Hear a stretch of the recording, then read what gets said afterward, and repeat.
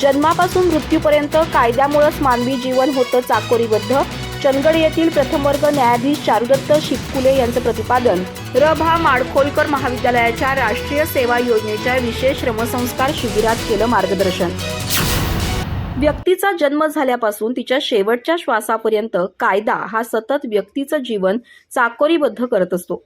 समाजामध्ये महिला पुरुष त्यांच्या जीवनाच्या विविध टप्प्यांमध्ये आणि वेगवेगळ्या परिस्थितीमध्ये विविध कायद्याच्या परिघामध्ये वावरत असतात, असं मत चंदगड येथील प्रथम वर्ग न्यायाधीश चारुदत्त शिपकुले यांनी व्यक्त केलं. चंदगड येथील र.भा. माडखोलकर महाविद्यालयाच्या राष्ट्रीय सेवा योजनेचे विशेष श्रमसंस्कार शिबिर ग्रुप ग्रामपंचायत मजरे शिरगाव, मौजे शिरगाव आणि इनाम सावर्डे या गावी सुरू आहे. यावेळी मार्गदर्शन करताना न्यायमूर्ती शिपकुले बोलत होते. या कार्यक्रमाच्या अध्यक्षस्थानी खेडूत शिक्षण मंडळाचे संचालक ॲडव्होकेट R.P. बांदिवडेकर होते. सहदिवाणी न्यायाधीश वामन जाधव यांचीही यावेळी प्रमुख उपस्थिती होती.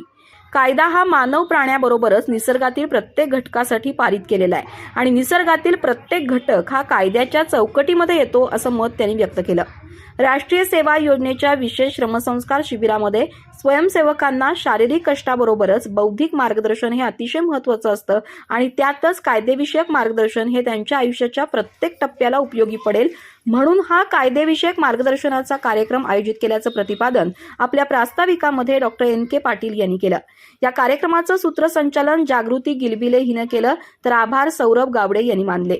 यावेळी राष्ट्रीय सेवा योजनेचे समन्वयक डॉक्टर S.N. पाटील, प्राध्यापक A.D. कांबळे, प्राध्यापक V.K. Gawade, doctor S.D. Gawade, प्राध्यापक M.S. दिवटे, तंटामुक्त अध्यक्ष नारायण हसबे, अशोक सरोळकर, राजाराम वाके, परशुराम गावडे, मोहन कांबळे, एकनाथ वाके, आकाश कांबळे आदींसह ग्रामस्थ विद्यार्थी उपस्थित होते.